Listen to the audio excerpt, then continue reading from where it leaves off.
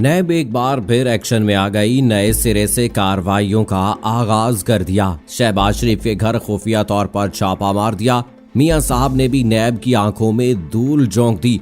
फरार होने में कामयाब हो गए, जबकि वजीर आजम ने भी मुल्क में बड़े क्रैकडाउन का फैसला कर लिया। अपोजिशन के पैरों से जमीन निकल गई। मुल्क की तारीख का सबसे बड़ा फैसला सामने आ गया। बिस्मिल्लाहिर्रहमानिर्रहीम। अस्सलाम वालेकुम दोस्तों, नई वीडियो में खुश आमदीद। दोस्तों, इस बात से तो सभी बखूबी वाकिफ हैं कि पाकिस्तान में आज तक हर कानून और हर हुक्म गरीब के लिए ही है। अमीर या ताकतवर इंसान ना तो उसे मानते हैं और ना ही उसे कुछ समझते हैं।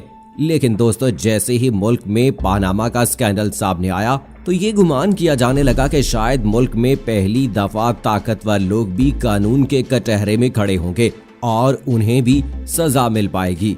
इस केस के फैसले ने मुल्क में जलती हुई इस रीत को तोड़ दिया और बिलाखिर 3 बार बनने वाले वजीर आजम को अदालत ने बरतरफ करके इनके खिलाफ कार्रवाई करने का हुक्म दे दिया। पानामा केस के फैसले के बाद से ही मुल्क में नैब एक बार फिर एक्टिव हो गई और पहले जहां नैब के किरदार और इसके कारनामों को शक की निगाह से देखा जाता था, वहीं अब की बार सब इसके नाम से डरने लगे। नैब ने जहां सबसे पहले मियां नवाज शरीफ को घेरे में लिया, वहीं उनके बाद शहबाज शरीफ, आसिफ जरदारी और आहिस्ता आहिस्ता मुल्क के तमाम बड़े डाकुओं को हाथ डालना शुरू कर दिया। नैब की इन कार्रवाइयों ने तमाम तर सियासतदानों को डरा के रख दिया।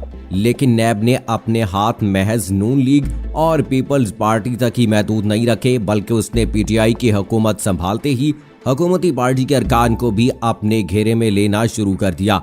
लेकिन कोरोना की वबा आते ही नैब की कार्रवाइयों में भी कमी देखने को मिली, जबकि अब एक ऐसी खबर सामने आई है जिसने सबको हिला के रख दिया है। जी हां दोस्तों, एक ऐसी खबर सामने आई है जिसने मुल्क के सियासी माहौल में एक बार फिर हलचल मचा दी है। लेकिन आखिर ऐसा क्या हुआ जिसने एकदम सबको हैरान करके रख दिया? ये सब और इस हवाले से तमाम तर तफसीलात जानने के लिए हमारी इस वीडियो को आखिर तक जरूर देखिएगा। दोस्तों, अगर हम पाकिस्तान की सियासी तारीख उठाकर देखें तो हमें 2 ही ऐसे खानदान मिलते हैं जिन्होंने सियासत में अपना मकाम बनाया और अवाम में खूब पजीराई हासिल की। इन दोनों खानदानों में एक शरीफ खानदान जबकि दूसरा भुट्टो खानदान है। इन दोनों फैमिलीज ने पाकिस्तान पर कई साल राज किया है। लेकिन ऐसा तो किसी किताब में नहीं लिखा कि अगर किसी को पावर मिल जाए तो उसमें इसका गलत इस्तेमाल नहीं करेगा। ये तो इंसानी फितरत है कि वो हमेशा खूब से खूब तर की तलाश में भागता है। दोस्तों, इन दोनों खानदानों ने मुल्क में हुकूमत करने के साथ साथ इतना माल कमाया है जिसका शायद हम अपनी पूरी जिंदगी में भी अंदाजा नहीं लगा सकते। बात करें अगर जरदारी ग्रुप की तो 2008 में हुकूमत संभालते ही इस वक्त के सदर जरदारी ने मुल्क को दोनों हाथों से लूटा। साबिक सदर जरदारी को इसके दौर में ही मिस्टर 10% का खिताब मिल गया था, क्योंकि उनके बारे में मशहूर हो गया था कि ये हर चीज में अपना 10% शेयर मांगते हैं। जबकि जरदारी के साथ इनके मातहत वजीर आजम गिलानी और इनके बाद राजा परवेज अशरफ भी कौमी खजाने को लूटने में पेश रहे। साबिक सदर के दौर में मुल्क इतने कर्जों में डूब गया कि उसका दोबारा से उठ खड़ा होना नामुमकिन नजर आने लगा। लेकिन उनकी इस हुकूमत ने कामयाबी से अपने 5 साल मुल्क को लूटकर मुल्क की भाग दौड़ शरीफ खानदान के हाथ सौंप दी। दोस्तों, शरीफ खानदान ने 2013 में जब हुकूमत संभाली तो पहले तो इन पर इलेक्शन में धांधली का इल्जाम आयद हो गया। लेकिन जब इस इल्जाम से आवाम का ध्यान हटा तो एकदम ऐसा केस सामने आया जो मियां नवाज शरीफ के सियासी कैरियर में आखिरी कील के तौर पर साबित हुआ। पानामा ने मियां साहब के गबन का बड़ा खाता खोल दिया और मियां साहब के खिलाफ अदालत में बड़ा केस दायर हो गया, जिसके बाद उन्हें अदालत ने सादिक और अमीन ना होने की बिना पर ओहदे से बरतरफ कर दिया। लेकिन दोस्तों, मियां साहब के खिलाफ ये फैसला मुल्की तारीख के इनकलाबी फैसलों में से एक माना जाता है, क्योंकि उनसे पहले आज तक अशराफिया पर हाथ तो डाला गया, लेकिन बाद अज़ां हमेशा डील या सेटलमेंट करके मामले को दबा दिया जाता था। मियां साहब की बरतरफी के बाद ही नैब भी एक बार फिर एक्शन में आ गई और उसने नवाज शरीफ के खिलाफ कार्रवाई शुरू कर दी। लेकिन यहाँ मियां साहब का गिरफ्तार होना था कि मुल्क में इलेक्शन आ गए और इमरान खान ने इन इलेक्शंस में हुकूमत की भाग दौड़ संभाल ली। इमरान खान ने वजीर आजम की कुर्सी संभालते ही नैब को हुक्म जारी किया कि वो बगैर किसी प्रेशर के इन डाकुओं के खिलाफ कार्रवाई करे।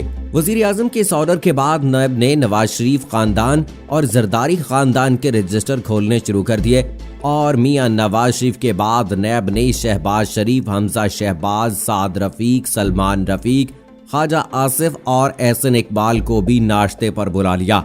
जबकि पीपल्स पार्टी से आसिफ अली जरदारी, फरियाल तालपुर, खुर्शीद शाह और उनके अलावा मुतअद्दिद पार्टी रहनुमाओं को भी नैब दफ्तर की सैर पर बुलाया गया। नैब की इन कार्रवाइयों ने ये फिजा कायम कर दी कि शायद नैब महज अपोजिशन जमातों के खिलाफ ही कार्रवाई करेगा और ऐसा लगता है कि शायद हुकूमती पार्टी में सब लोग ही ईमानदार बैठे हैं, इसलिए नैब का हाथ वहां तक नहीं जाता। अपोजिशन और मीडिया के इस दबाव के बाद वजीर आजम ने अपनी पार्टी के कारकुनान के खिलाफ भी कार्रवाई का फैसला किया, जिसके बाद नैब ने हुकूमती पार्टी के लोगों को भी रगड़ा लगाना शुरू कर दिया।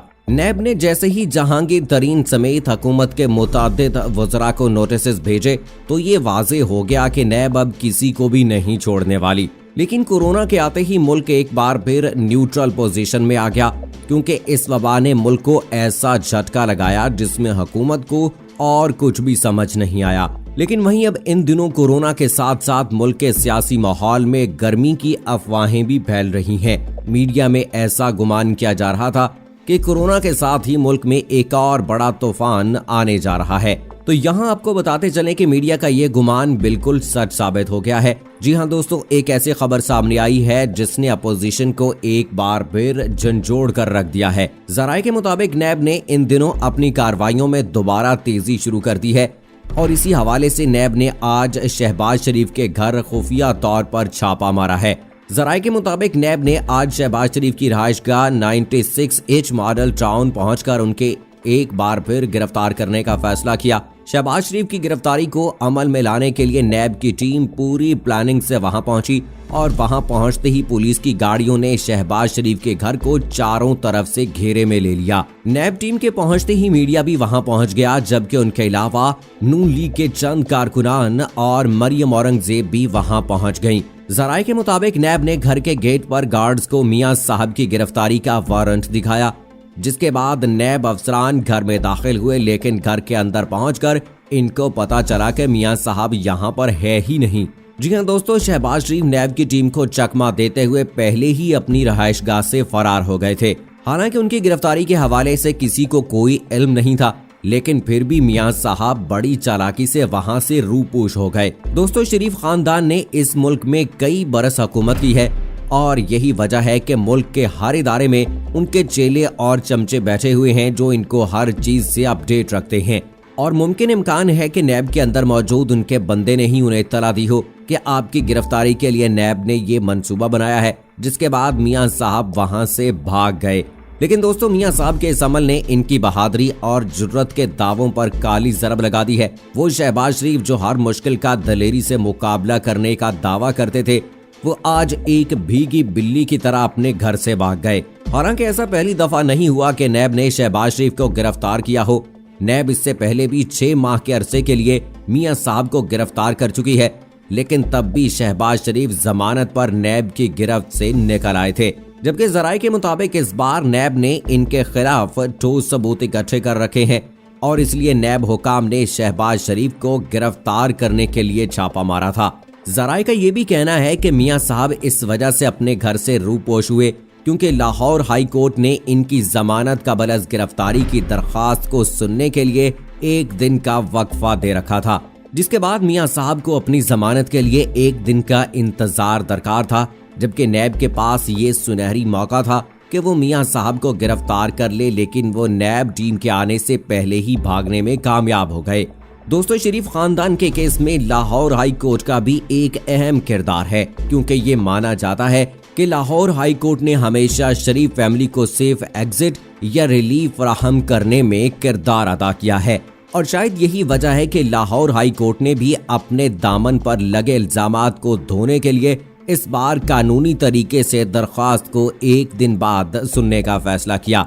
अब इसी हवाले से ये गुमान किया जा रहा है कि चूंकि नैब शहबाज शरीफ की गिरफ्तारी के लिए सरगर्म है, इसीलिए लाहौर हाई कोर्ट से जमानत हासिल करने के लिए मियां साहब खुद वहां नहीं जाएंगे, जबकि इनके वकला ही वहां पेश होकर उनकी जमानत लेंगे, जैसा कि इनसे पहले हमजा शहबाज के केस में भी हो चुका है। वहीं इसी के साथ ये खबरें भी सामने आ रही हैं कि नैब टीम अब मॉडल टाउन के बाद शहबाज शरीफ की गिरफ्तारी के लिए जाती उमरा में भी छापा मारेगी, लेकिन मुमकिन इम्कान है कि वो वहां भी मौजूद नहीं होंगे।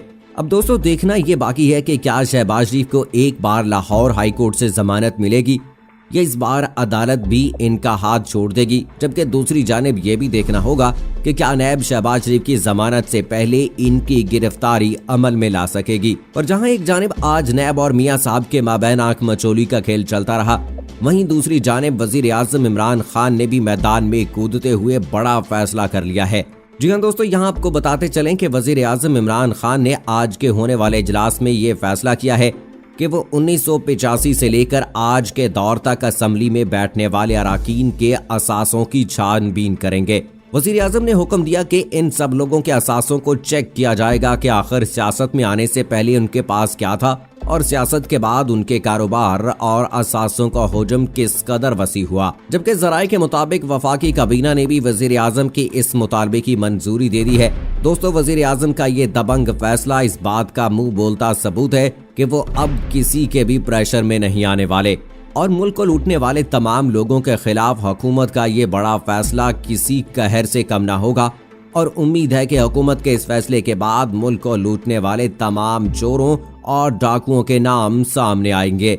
और क्या हुकूमत का ये फैसला वाकई अपने हतमी अंजाम को पहुंच सकेगा या हमेशा की तरह इस बार भी इस मामले की तहकीकात को दबा दिया जाएगा? अब ये तो आने वाला वक्त ही बताएगा। बहरहाल इस हवाले से आपकी क्या राय है, कमेंट बॉक्स में हमें जरूर बताइएगा और मुझे अगली वीडियो तक इजाजत दीजिए।